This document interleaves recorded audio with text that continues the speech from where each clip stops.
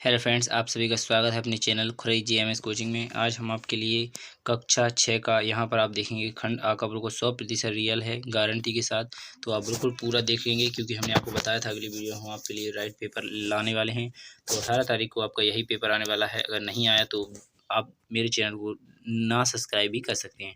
तो अगर आप आए यही क्वेश्चन पेपर तो आप मेरे चैनल को सब्सक्राइब कर लें और ऐसे ही सभी पेपर पाने के लिए हमारे चैनल को सब्सक्राइब करें, वरना ना करें।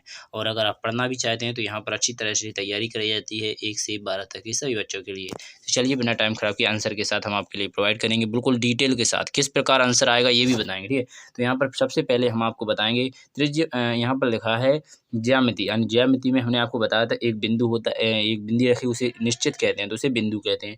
एक रेखा है जो दोनों तरफ अनंत तक जाती है उसे रेखा कहते हैं। दोनों तरफ निश्चित हो उसे रेखाखंड कहते हैं। एक तरफ निश्चित एक तरफ अनंत तक जाती है उसे किरण कहते हैं। तो चलिए यहाँ पर इन सभी के हिसाब से आपका यहाँ पर पहला क्वेश्चन बनता है। तो यहाँ पर पूछा गया है एक सूक्ष्म बिंदु चिन्ह जो कि एक स्थिति निर्धारित करता है तो वह क्या कहलाएगा। हमने अभी हाल बताया था आपको बिंदु कहते हैं जो निश्चित हो। ठीक है, इसके बाद अगला क्वेश्चन पूछा है रोहन पत्रिकाओं यानी 20 रुपये प्रतिदिन खर्च करता है तो उसकी जेब का 10% खर्च होता है तो उसकी जेब में से कितने रुपए हैं पूरे, तो कितने आते हैं पर डे उसकी जेब में 200 रुपये आएंगे आपके पास। उसमें से अपन अगर 20 रुपये खर्च करेंगे 10% तो माना जाएगा, तो 10% यानी 20 रुपये 200 रुपये हैं उसकी जेब में कितने थे, जेब में कितना है तो यहाँ पर कितना रहेगा उसकी जेब खर्च रुपए में कितना है तो यहाँ पर कितना रहेगा आपका 200 इज द राइट आंसर। आशा करेंगे अच्छी तरह समझ में आ गया होगा। चलिए नेक्स्ट क्वेश्चन को देख लेते हैं। तो यहाँ पर अगला क्वेश्चन पूछा जाएगा आपसे तीसरा, तो अच्छी तरह से देख लीजिए, इसमें कुछ भी नहीं है, बस यही पूछा गया है संख्या। हमने आपको बताया थी प्राकृतिक संख्या पूर्ण संख्या, तो यहाँ पर आपको पूर्णांक संख्या देखो हम बता दें आपको लिए प्राकृतिक संख्या 1 से प्रारंभ होती हैं और पूर्ण संख्या 0 से प्रारंभ होती हैं। सम संख्या 2 4 6 8 ये सम संख्या होती हैं और पूर्णांक संख्या माइनस में हो या प्लस में हो या जीरो सेम हो सभी पूर्णांक संख्या होती हैं। और पूर्णांक संख्याओं से 3 भाग बनते हैं। एक पूर्णांक यहाँ पर एक आ जाता है आपका प्राकृतिक संख्या जो 1 से प्रारंभ होता है, एक उदाहरण संख्या जो 0 होती है, एक ऋणात्मक संख्या जो आपकी ऋण में चली जाती है। और पूर्णांक इन तीनों का मालिकानी सभी कुछ इसमें होता है। चलिए अगला क्वेश्चन देखेंगे। तो इसमें पूछा गया है सबसे बड़ी संख्या, तो आप सबसे बड़ी संख्या देख सकते हैं। अगर आप ये इस तरह पहचानना सीखे हैं कि यहाँ पर देखो 9 5 4 3 11 तो 11 बड़ी, इस तरह गलत हो जाएगा आपका, नीचे भी देखना पड़ता है ऊपर। इससे अच्छा है कि आप इसका भाग करते जाएं 8 का 5 में, 8 का 3 में, 8 का 9 में, 8 का 11 में, इससे आपका पता पड़ जाएगा। परंतु यहाँ पर आपकी बड़ी संख्या क्योंकि नीचे हर एक से है तो इनमें से अपन डायरेक्ट 8 ले लेंगे, फिर ऊपर की 5 3 9 11, इनमें से सबसे बड़ी संख्या क्या है 11 है, तो इसका राइट आंसर क्या आ जाएगा 11। इस प्रकार इसे कर सकते थे। ठीक है, तो चलिए नेक्स्ट क्वेश्चन को देख लेते हैं। आपको अगर वीडियो पसंद आ रही है तो लाइक भी कर सकते हैं। ठीक है, तो यहाँ पर चलेंगे अगले क्वेश्चन में। अगले क्वेश्चन में भी कुछ नहीं पूछा गया है, थोड़ी सी जानकारी के साथ आप हाल बता लोगे। इसमें पूछा गया 6 विद्यार्थी हैं जिसने रहीम है इसने 69 अंक प्राप्त किए हैं, अनिल ने 50 अंक प्राप्त किए हैं, डेविड ने 61 प्राप्त किए हैं, सलमा ने 68 प्राप्त किए हैं, रवि ने 45 अंक प्राप्त किए हैं और सोनू ने 75 अंक प्राप्त किए हैं।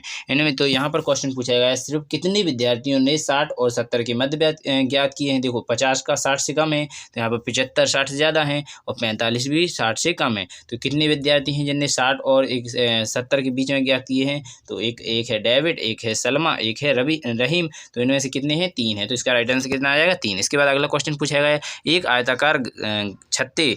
आयताकार गत्ते का क्षेत्रफल, यहाँ पर पूछा गया है क्षेत्रफल। देखो एक आयताकार है, उस गत्ते एक आयताकार मान लो इस प्रकार होता है, सॉरी यहाँ पर गलत बन गया। तो यहाँ पे देखिए ये होता है आयताकार। ठीक है, आयताकार का क्षेत्रफल उन्होंने बताया है 60 वर्ग किलोमीटर है, उसकी चौड़ाई 5 किलोमीटर है, तो उस छत्ते की लंबाई ज्ञात कीजिए। तो आपको पता है लंबाई गुणा चौड़ाई होता है, तो इसमें किस चीज़ का गुणा किया जाए कि 60 आ जाए, तो 12 पंजे 60, तो इसका क्या आ जाएगा 12 इज द राइट आंसर। तो लंबाई कितनी है इसकी 12 इज द राइट आंसर। बस लंबाई गुणा चौड़ाई होती है उसी, तो क्षेत्रफल निकल आता है, तो यहाँ पर 12 पंजे 60, तो 12 सेंटीमीटर इसका राइट आंसर होगा। आशा करेंगे समझ में आ गया होगा। आपको कुछ नहीं करना था, सिर्फ 5 गुणा 12 यहाँ पर x मान लीजिए बराबर में 60 मान लीजिए, यहाँ पर आप करोगे तो इसको 5 इस तरफ जाओगे भाग में चले जाएगा, 5 से 60 काट देंगे तो 12 इज द राइट आंसर आ जाएगा। आशा करेंगे समझ में आ गया होगा। चलिए अगला वाला क्वेश्चन भी देख लेते हैं। इसमें कुछ भी नहीं है, बिल्कुल सरल क्वेश्चन है। देखिए यहाँ पर क्या पूछा गया है सरिता के पास अनीता से 20 कंचे ज़्यादा हैं, यानी किसी के पास 1 है, उसके पास कुछ भी 1 मान लो या फिर x माना है तो x प्लस 20 है, तो इसके पास x ही है, इसके पास x प्लस 20 है, यानी उतने भी हैं जितने उसके पास, इसके पास 20 अधिक हैं। तो यहाँ पे लगा है सरिता के पास, यानी सरिता यह होगी, ठीक है। तो यहाँ पर लिखा अमीना, ठीक है, अमीना से ज़्यादा है, अमीना के पास x कंचे हैं तो सविता के पास बताना है। तो बताओ अमीना के पास हमने क्या बता है x, तो हमने खुद ही मान लिया था अमीना के पास x है, तो यहाँ पर x + 20 यानी इसका आपको क्या रहेगा, ये हमने लिख ही दिया था पहले, यही रहेगा। इसके बाद अगला क्वेश्चन पूछा है 2/5 का तुल्य अनुपात ज्ञात कीजिए। तो यहाँ पर दो अगर आप इन सभी को काटेंगे तो इस तरह बन जाएगा, तो समझ लेना वो इसका तुल्य अनुपात है। 2 से काटेंगे, यहाँ 2 दूनी 4, 2 पंचेदा, यह अनुपात आ गया। 2 से इसे 3 से काटेंगे, 3 2 एकम 2, फिर देखो नीचे नहीं कट रहेगा, 3 8 3 5 15। देखो यह भी क्या है आपका 2 से काटा 3 आ गया, ऊपर 3 आ रहा है, ठीक है, कितना आ रहा है 3। अगर 3 से काटेंगे 3 दूनी 6, 3 5 15, 2 अनुपात 5। इसका भी यह भी यहाँ पर भी आप देखेंगे अच्छी तरह से समझिएगा, इसको भी आपको क्या करना है 3 से काटना है, ठीक है। 3 दूनी 6, फिर 3 से काटेंगे 3 5 15। तो इसका भी जिस प्रकार यहाँ पर इसे भी इसी तरह लिखा जा सकता है, तो यह भी इसका तुल्य भिन्न हो सकता है, परंतु इस तरह का नहीं है। उन्होंने इसका तुल्य अनुपात ज्ञात कीजिए, तुल्य अनुपात यही रहेगा। अगर अगला वाला अनुपात ज्ञात करेंगे तो इसका अपन अनुपात ज्ञात करेंगे तो कितना आ जा सकता है, तो इसका आपका 2:3 रहेगा, इसका तुल्य अनुपात यही होगा, ठीक है। तो इसका और आगे भी दिया गया है, उनको भी देख लेते हैं, 2 ऑप्शन में और दिए गए होंगे।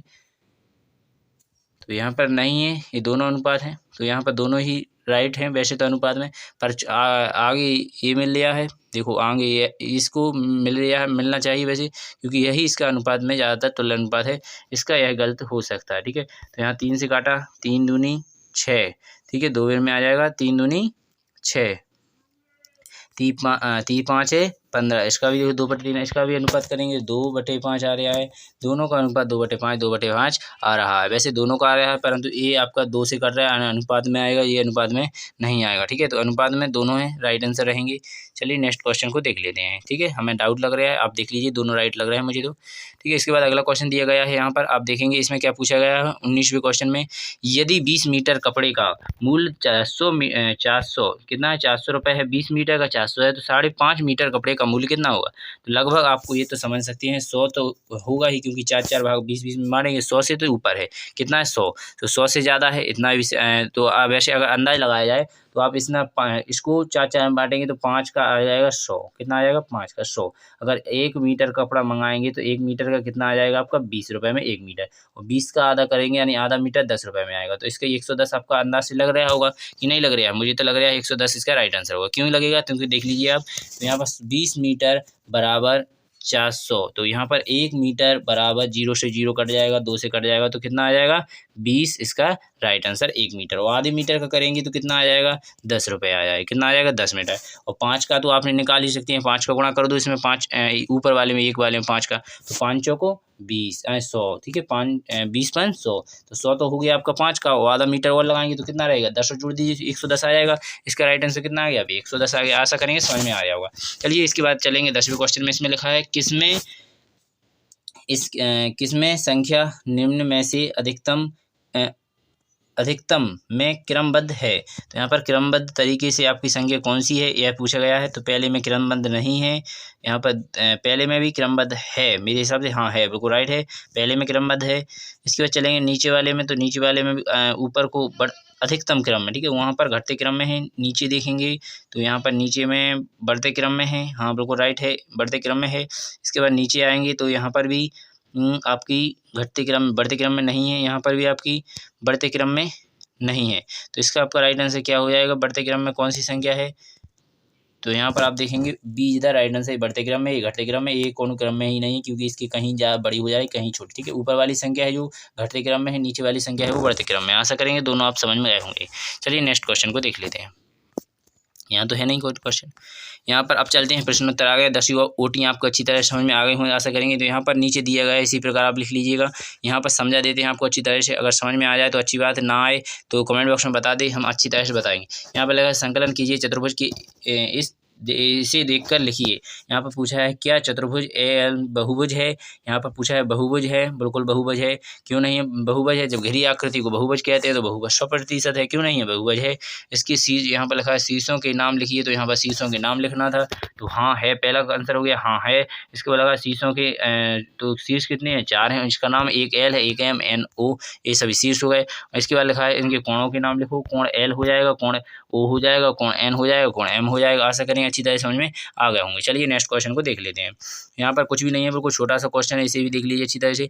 यहाँ पर पूछा गया है आपसे 12वां क्वेश्चन है, इसे अच्छी तरह से देखिएगा। तो यहाँ पर 12 क्वेश्चन पूछा गया, 5/8 मीटर तार के 2 टुकड़े हो जाते हैं, इसमें से एक टुकड़ा 1/4 मीटर है, तो दूसरे टुकड़े की लंबाई क्या होगी। तो यहाँ पर आपको ज्ञात होना चाहिए, इतना पूरा है, कितना है 5/8, इसमें से 1/4 टूट गया है, तो बचेगा कितना, जैसे इसको घटा देंगे तो उतना ही तो बचेगा, तो उसे टुकड़े को बताना है कितना है, तो आपको यहाँ पर घटाएंगे, तो यहाँ पर आप दोनों का अनुपात ले लेंगे, तो कितना यहाँ पर देखो इस प्रकार हमने लिखा था, यह घटा दिया गया है, तो अनुपात ले लेंगे 8, तो यहाँ पर 2 का ऊपर गुणा हो गया 5 और यहाँ -2, इस प्रकार 3/8 इसका राइट आंसर आ जाएगा। आशा करेंगे समझ में आ गया होगा। चलिए नेक्स्ट क्वेश्चन को देख लेते हैं। यहाँ पर लिखा गया है 13वां क्वेश्चन, यहाँ पर लिखा है 60 माइनस और पोस्टक के अंदर -20, पोस्टक माइनस के अंदर 7, इसका आपको हल करना है, ठीक है। तो पोस्टक हल करेंगे, इसका आएगा 7 बाहर आ जाएगा, प्लस का हो जाएगा, 20 बाहर आएंगे, प्लस के हो जाएंगे, सबको जोड़ देंगे 90।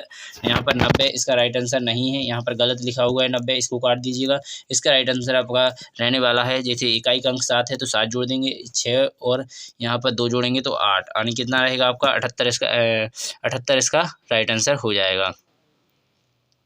सॉरी 78 नहीं, यहाँ पर 87 सॉरी वेरी सॉरी, 87 इसका राइट आंसर हो जाएगा, ठीक है। तो यहाँ पर अगले क्वेश्चन को देखेंगे, यहाँ पर क्या लिखा गया है इसे भी देख लीजिए अच्छी तरह से। तो यहाँ पर पूछा गया है आपसे सलमा, ठीक है, सलमा ने 41.75 रुपये में गणित इतिक में रुपये में हिंदी और इतिक में रुपये में विज्ञान पुस्तक खरीदी, विज्ञान की पुस्तक इतिक रुपये में, ठीक है। यानी यहाँ पर पूछी गई है सलम ने 41.75 रुपये में गणित की, 35.65 रुपये में हिंदी की, 50.45 रुपये में विज्ञान की पुस्तकें खरीदी। सलमान ने खर्च कुल कितने रुपए की, इनको सबको जोड़ दीजिए, यहाँ पर आपको जोड़कर बताया गया है, तो यह आपका राइट आंसर है, ठीक है। तो यहाँ पर आप देख लीजिए, इसका बिल्कुल राइट आंसर आपको दिया गया है। जैसे 5, इसको जोड़ना नहीं आता तो जोड़ लीजिएगा, दशमलव को दशमलव में सीध में कर लीजिए और संख्या की संख्या लिख लीजिए, 5 या 15 हो जाएगा। इसके बाद हासिल जोड़ लेंगे तो यहाँ पर आपकी हासिल आ जाएगी 14, 18, 18 की 8 आ जाएगी, हासिल आई 1, 6 और 1 7 आ जाएगी। इस प्रकार 4 4 8 और 4 12, इसके बाद एक और जोड़ना हासिल आई नहीं थी, दोबारा इसका राइट आंसर। इसी प्रकार आप समझ गए होंगे, ठीक है। यहाँ पर लिखा हुआ है, इसे देख लीजिएगा। चलिए नेक्स्ट क्वेश्चन को भी देख लेते हैं। तो 15वें क्वेश्चन में कुछ भी नहीं है, बिल्कुल सरल क्वेश्चन पूछा गया है। यहाँ पर लिखा है इतनी फैक्ट्री द्वारा निर्धारित साइकिलें की संख्या निम्नलिखित सारणी द्वारा दी गई है। यहाँ पर वर्ष निर्धारित की नियमित साइकिलों की संख्या, यहाँ पर वर्ष है 2000, 2001, 2002, 2003, 2004, 2004 तक बताना था। तो यहाँ पर 2004 में साइकिलें 900 थी, 700 थी, 1000 थी, 1200 थी, 1300 थी। तो यहाँ पर पूछा है किस वर्ष में अधिकतम संख्याओं में साइकिल निर्मित की गई। तो यहाँ पर किस वर्ष में सबसे अधिक की गई, 2004 में ही सबसे ज़्यादा की गई, तो यहाँ पर रहेगा 2004 इसका राइट आंसर, ठीक है। तो यहाँ पर किस में रहेगा 2004, यहाँ पर 2003 लिखा हुआ है परंतु नहीं 2004 रहेगा इसकी, ठीक है, क्योंकि 2004 में 1300 है, यहाँ पर 1200 है, ठीक है। तो यहाँ पर क्या रखना पड़ेगा आपको 2004 इसका राइट आंसर। तो यहाँ पर आप इसे सुधार लीजिएगा, 2004 करेंगे। इसके बाद लिखा है किस वर्ष में न्यूनतम संख्या में साइकिल निर्मित की गई। तो सबसे कम किस में की, 2001 में। यहाँ पर देखेंगे 700 लिखा हुआ, कितना लिखा है 700, यानी सबसे कम 2001 में की गई थी 700, ठीक है। आशा करेंगे समझ में आ गया होगा। चलिए इसके बाद चलेंगे आखिरी क्वेश्चन, इन क्वेश्चनों को भी देखते हैं। तो यहाँ पर 16वां क्वेश्चन लिखा हुआ है आपका और 17वां क्वेश्चन लिखा हुआ है, तो इनको भी देख लीजिए अच्छी तरह से।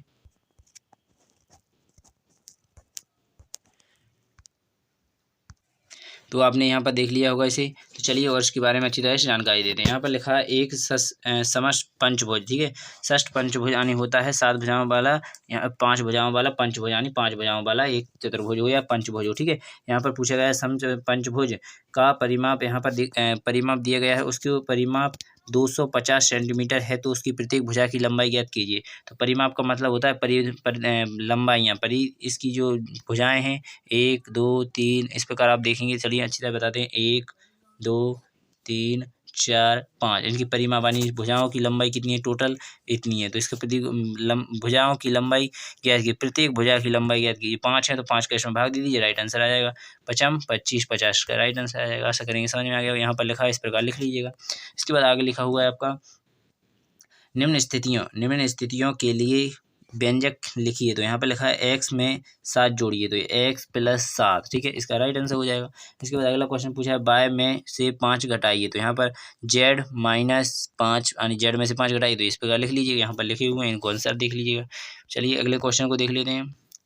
इसमें कुछ भी नहीं पूछा गया है, सिर्फ आपको यह पूछा गया है लंबाई और चौड़ाई। तो यहाँ पर पूछा है आयताकार मैदान की लंबाई और चौड़ाई क्रमशः एक अनुपात में मैदान की लंबाई व चौड़ाई का अनुपात ज्ञात कीजिए। तो यहाँ पर लिखा हुआ है आपको लंबाई, और यहाँ पर लिखिए चौड़ाई। तो लंबाई कितनी है इसकी 30, और चौड़ाई कितनी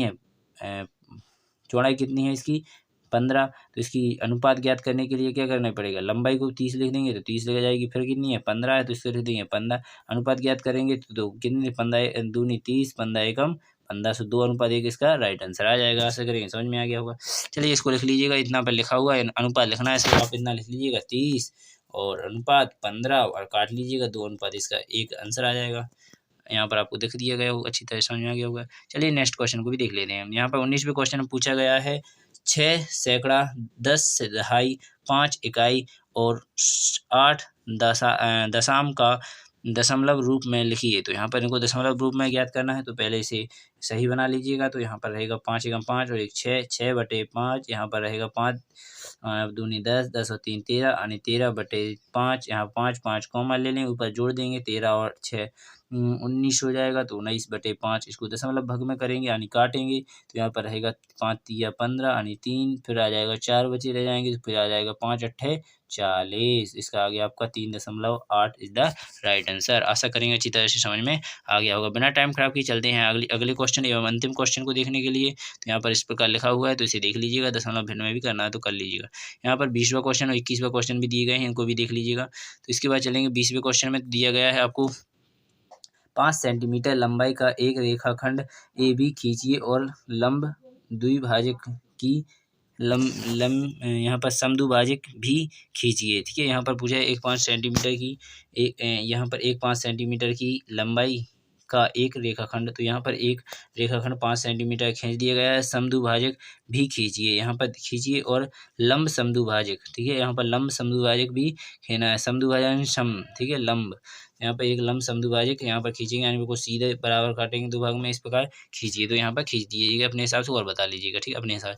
यहाँ पर पूछा गया है बिजली किस वर्ष में प्रथम 4 महीनों में किस विषमग्रह के लिए खरीदे गए बिजली के बिलों की संख्या निम्नलिखित है। यहाँ पर पूछा है महीने, यहाँ महीने दिए गए हैं, बिलों की संख्या यानी जनवरी में 20, फरवरी में 26, मार्च में 30, अप्रैल में 34, इस प्रकार दिए गए हैं। इनको आपको दंडालेख बनाना हो, दंडालेख। इसके बाद अगर कोई क्वेश्चन भी पूछा जाए तो इसमें क्वेश्चन देख लीजिएगा, परंतु यहाँ पर इतने ही हैं। इसके क्वेश्चन होंगे, आप देख लीजिए, यहाँ पर मिल नहीं पाए इसलिए माफ़ी चाहते हैं, बता नहीं पाए। क्वेश्चन सर दिए जाएंगे आपको, उनमें से आपको इन्हीं से बताना है। अगर वो उसने किसी में ही पूछा है तो आप बता लीजिए 20 या 26 या 30 या 34। आशा करेंगे पूरी वीडियो अच्छी तरह समझ में आ गई हो। जो भी डाउट हो तो कमेंट बॉक्स में पूछ सकते हैं। अगर फिर भी नहीं पूछना चाहते तो लाइक कर दीजिएगा और हमारे चैनल को सब्सक्राइब कर ले, क्योंकि ऐसे ही हम सभी पेपर अच्छी तरह समझाकर आपके लिए प्रोवाइड करते रहते हैं। धन्यवाद। जय हिंद, जय भारत। अगली वीडियो में मिलेंगे। भारत माता।